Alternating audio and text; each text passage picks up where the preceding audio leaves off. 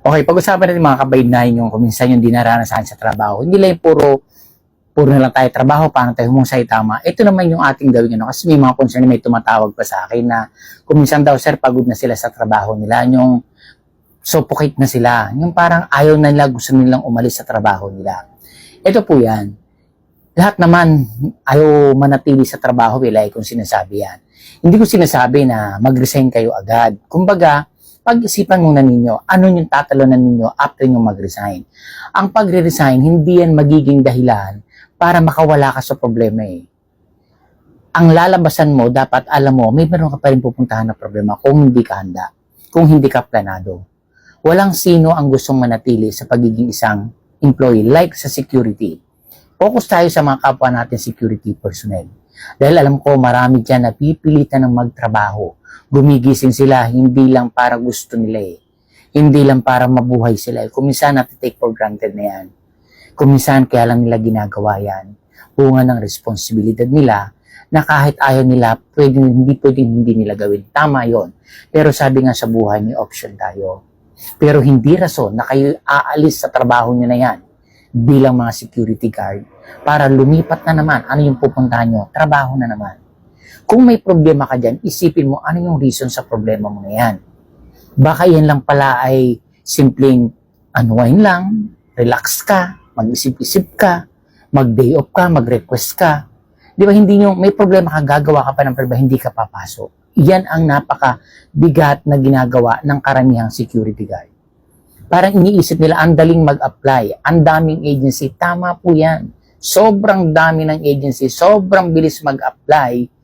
Pero ang tanong, during the interview, plano dapat na meron ka. Saan ka pupunta? Na-scrutinize mo na ba yan? Di ba? Kaya paglipat ng iba, lalong napariwara ang buhay. Kasi hindi nag-iisip, hindi iniisip ano yung magiging outcome ng ginagawa mo ngayon. Kung napapagod ka, nahihirapan ka, may ipinapakita yan. Sabi ko nga, ang lahat ng mga negativities, opportunities yan. Meron kang pwedeng makita dyan na pwede kang gumaling dahil sa nangyayari sa iyo na yan. Hindi wag mong gawing problema. Ngayon, kung talagang problema na siya, pause ka muna. Pag-isipan mo, yung kasi kung mag-rest day ka, siguro sa buong araw, isipin mo, pag umalis ako sa trabaho na to, saan ako pupunta? Nakahanda ka na ba? Sige, magninegosyo ka. Handang-handa ka na ba sa capital na meron ka? Ang daming pwedeng mangyari sa negosyo. Ako, ini-encourage ko to everyone to invest, make a business. Kasi pag mag-invest ka, kahit nagtatrabaho ka, pwede mong gawin yun. Ayun kasi pag-isipan ninyo. Hindi nyo, ang iisipin nyo, to consume. Ang daming mga security ganyan na may mga sweldo na nasa ayos, hindi makagawang makaipon. Kaya kayo nasusuffocate kasi nga, ang source of income nyo, isa lang. Pag nagka-problema na, wala na. Parang sasabihin nyo, kulang talaga yung trabaho ko na to kahit minimum pa ako. Sabi ko nga, kahit anong laki ng sweldo mo, kapag nami-mismanage mo yan, walang mangyayari. Lagi ka pa rin kulang. Pero pag ayos ang sweldo mo, kahit hindi ka na minimum. At pag na-compute mo, panalo ka pa rin. Sakto ka pa din. Walang binigay ang Diyos sa atin na kulang. Lahat sakto yan. Nami-mismanage mo lang. Ang oras natin pare-parehas, mahirap mayaman. Meron tayong 24 hours a day. Pero bakit maraming umaasenso sa buhay na pare-parehas meron tayo? Sabi niyo mayaman na sila. Kung titingnan niyo ang mga ninuno nila, saan nagsimula sa wala? Na-inherent nila yon. Pero tingnan niyo, saan ba nagsimula? Yun ang dapat hindi yung ano yung meron sila ngayon. Okay, yung mga ganyan na nagsipag, ang daming kabuhayan sa buhay, pero ang tingnan ninyo, saan ba nagmula yan? Diba? Yung mga ninuno nila halos wala, pero nagsikap sila. Kaya mo din yun. It's a matter of planning. Huwag niyong hahayaan na kayo'y masupukit sa trabaho ninyo na wala kayong ginagawa. Kung minsan pala, mag-extra ano ka lang dyan, pwede na pala kahit nag-iisa ka, may ginagawa kang pamamaraan, enjoy ang buhay. Make a vlog, mag-vlog ka. Huwag kang mahiya, magsalita ka, anong ginagawa, basta tama yan, okay yan. Ako nga dati hindi ako nagbablog, parang nahihiya pa ako. Pero patang may pala, ang daming umaasenso dyan. Hindi yabang yun. Magpupuyat ka talaga. Mag-iisip ka ng content mo. Maraming basher. Given yan. Sabi ko nga, ang mga basher na pag binabas ka, nanonood sa iyan, gawin mo silang tagahanga mo. Kasi ganun ang buhay, may positive, negative. Hindi pwede. Pag puro positive, naku, delikado yan. may sinungaling. Ako nga, pag may negative, nakikita ko nga pala, tama din naman eh. Hindi ko na lang pinapatulan, take for granted for that. Hindi ako asenso dun eh. Kumbaga, sige lang, manood kayo dyan at anong gawin niyo.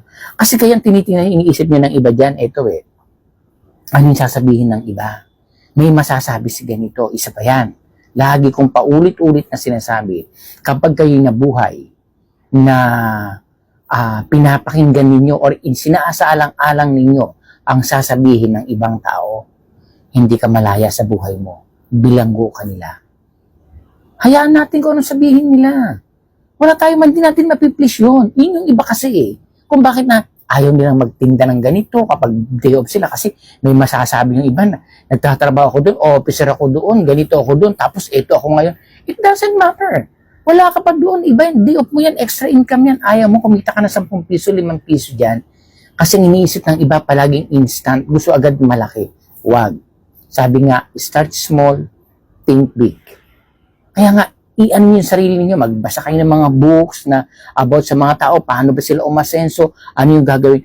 Ako hindi sa pag-ano, hindi naman sa tayo nagyayabang ano. Kumbaga, kaya ko nang i-ano eh. Kasi bakit ako natuto? I read books. Nakikinig ako dun sa mga mentor na kahit na sa ano ko lang kita ko tama naman. A-actionan ko yan. Hindi to ano eh, kasi ang dami kong nakikita na ayos ang sweldo eh. Minsan, single pa, alang maipuntar. Minsan naman, may asawa na, tamad pa. Ayaw magtrabaho, palaging gusto mag-day off, magpahinga, lagi namang wala. Kaya sabi ko kung minsan ang opportunity na wala kang rest day eh. Basta sa guard naman, hindi naman talaga batak-baraso eh. Talagang isip ka, nagpapahinga ka rin naman eh.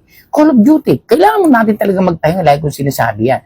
Na every week dapat may pahinga ka. Kaya lang sa trabaho natin mga security, Call of Duty yan eh. Sobrang hirap kumuha ng guard. Ibig sabihin, madali. Kaya lang, pwede mo damputin agad. Ibigay mo agad dyan yan. Siyempre, ititrain pa yan. Discrutinize pa ng agency yan. Hindi ganun kadali. Kaya talagang, kung minsan opportunity na, ay, wala kaming rest day. Okay lang. Pwede naman magpaalam pag mahalaga talaga. Hindi yung gagawa ng kwento para lang hindi makapasok. Ano mangyayari? Kaya pag napagsabihan ng officer, sasama ang loob, akala, pinapahirapan sila. Diba? Kaming mga officer, tatandaan nyo palagi, hindi namin pakikilaman yung buhay ninyo, kayo yan eh. Hindi ka pumasok, hindi kayo mawawalan ng sweldo.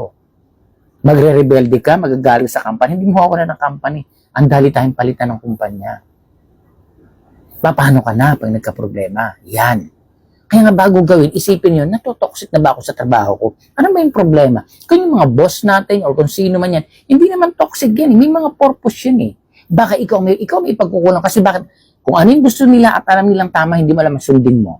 Inuutos yun eh. Command yun eh. Di ba? Ganun sila attitude nila. Boss yun, hindi natin mapiplease yun. Maraming pinagdadaanan din yan. At saka minsan, way na nila yan para ma-maintain nila na talagang mag-ano sila sa trabaho. Di ba?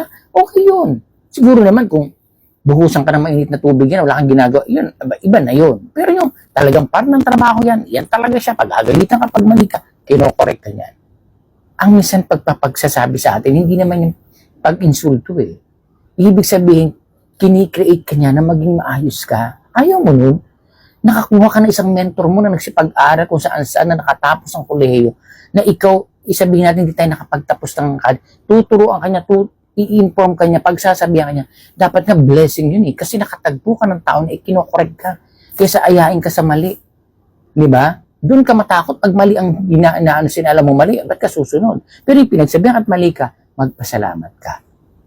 Di ba? So, yun ang isipin natin. Kasi napapansin ko sa iba, kasi ako marami na akong nakikita na parang ayaw na nilang magtrabaho. Pamilyado yun na. Kaya minsan nag-observe ako, sabi ko nga kung ako ganito na may pamilya, siguro, bagay iba-iba tayo ng pag-iisip. Sabi nga, hindi natin pwedeng ilagay yung isip natin sa isip nila. Kaya na napag-uusapan lang, bakit hindi natin may mga pamilya tayo, may mga anak tayo? Paano mababago ang inyong pamumuhay kung ganyan, ikaw hindi mo na bago yung pamumuhay ng anak mo? Diba? Doon lang yun eh. Kaya nga, pag magre-resign kayo, kung lilipat kayo, katulad yung iba, may mag-a-abroad, okay yun. Siyempre, pupuntahin na pa lang, iisipin din nila, ano yung pupuntahan nila doon? Magiging mas. Siyempre, hindi nila alam dahil wala pa. Sige, try. Pero pag naandun na kayo, exert your effort. Ganun din sa guard. Hindi natin alam kung saan pupunta ng area. So, dapat kung ano yung nandun, pag-aralan mo, akmaan mo. Ngayon, pag hindi, huwag ka agad aalis kasi mag-iipon ka pa. Especially yung may mga lisensya na nakahold sa agency. Na gusto nang umalis, wala kayong lisensya mo. Paano yun? Hindi pwedeng photocopy. So, tapusin mo yung problema kasi may problema ka dun eh. Tapusin mo yun. Kasi yun practice yun na paano mo i-handle ang mga problema pagdating sa trabaho mo. Kasi sa'yo nangyayari. Kung hindi mo kayang solusyonan ang problema na nangyari sa'yo, how much more doon sa trabaho mo? Pag nasolusyonan mo yan, okay, nasinsalisa, tatapusin ko to, magtsatsaga ako, sige, bayad ako hanggang matapag. Nakuha mo na, nakuha ko ng license ko, huwag ka pa rin magre-resign. Ano yung pang-ipo mo, pang-apply mo, pang-gastos mo, isipin mo, unless may nagpo-provide sa'yo. Pero kung wala, teka, mag-provide ako ng mga ganitong amount. Kasi ganitong, may pondo pa yan, di agad susweldo ka. Eh kung wala pa mga cash advance sa agency, buti iba nagbibigay, yung iba hindi. Paano ka na? So meron ka dapat allowance na pang 3 buwan ko to na nag-a-apply, and then pag nakapasok ako, sigurado mabilis naman dahil may contact na ako, makakapasok ako, ito yung allowance ko. Meron ka prepared ka hanggang makasahod ako. Paghahanda, pagpaplano. Mahalaga ang pagpaplano sa ating mga empleyado, lalo sa mga security. Kasi hindi natin alam, paglipat mo pala, mas matindi pa pala ang nangyari sa doon, paano ka na? Nalugbok ka na. Kasi ano yung reason? Ikaw ang may mali nun. Hindi yung pinuntahan mo, hindi yung pinanggalingan mo. Accessory ka dyan. Ikaw ang malaking papel bakit nangyayari sa iyo yan. Huwag kang magsisi ng iba. Okay, may problema sila, given. Pero ba't mo pinayagan? Okay, sige, pay later ako. Mag-training ako. Okay, hindi mo inisip ano yung mga consequences. Kung hindi na sinabi sa malamang baka magka-problema ito, handa ako. Dapat palagi kang handa. Paano kung pagtalon mo na iba ka na? Kaya nga dapat, pusang konti, pag-isipan, pag-nilay-nilayan, isipin agad. Nangyayari din sa akin yan. Ako nagkukwento ko sa inyo, nangyayari sa akin yan. Na talagang pinag-iisipan ko kung kaya ko na ba, ano yung pwede kong gawin. Mag-put up kayo. Ang gawin kasi ninyo, habang kayo nagtatrabaho, mag-prepare na kayo ng paunti-unti. Invest kayo. Sabi ko nga, di ba, mag-save, mag-invest. Huwag lang puro save. Uulitin ko ulit, pag nag-save ka lang, nakatabi lang ang pera mo, natutulog ang pera mo. Pag nag-invest ka, hindi ka nagtatrabaho noon, yung pera ang nagtatrabaho sa iyo. Iyon ang gawin yung mga security person. Hindi yung pag-out ninyo, magtatrabaho kayo ng iba, gagamitin nyo 12 oras ka kung ano pang gagawin mo ng ilang oras, kawawa yung katawan mo.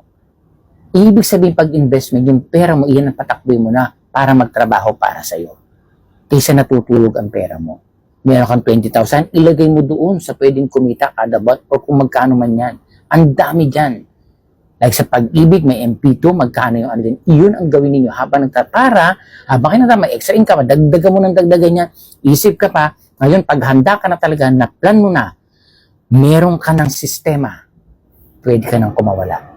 Pag sinabi mong kaya ko na to i-manage, handang-handa na ako, alam ko na lahat. At least, meron ka pang trabaho. Hindi kaya ngayon na sinasabi, di ba, do not kill the goose that laying golden eggs. Huwag mong papatayin yung goose or yung bibi or ano yung gusto yung parang gansa na nagninitog ng gold. Gusto mo kagad patayin yung goose. Wala nang lalabas na gold na itlog yan. Parang ibig sabihin, yung trabaho mo, gusto ko nang kumawala. Ito yung pinaka-gusto mo na naglelay ng golden eggs. Paano ka na ngayon? Di ba? Ibig sabihin, na wala ka doon, nagkapured ko bilay ng another goose na pwedeng maglay ng golden eggs. Mas marami pa. Ganun po dapat. Kaya nga tayong mga naghahanap ay lalo security, mag-aral, mag-isip, planuhin ang buhay, lalo sa financial literacy, pagbutihin nyo pa. Hindi habang buhay tayo nagtatrabaho, tatanda tayo, magre-retiro tayo. Kaya lagi nyo tinatandaan palagi, manaliksik, magkaroon ng magbasa, magtanong. Dahil lagi kong sinasabi po na lamang ang may alam.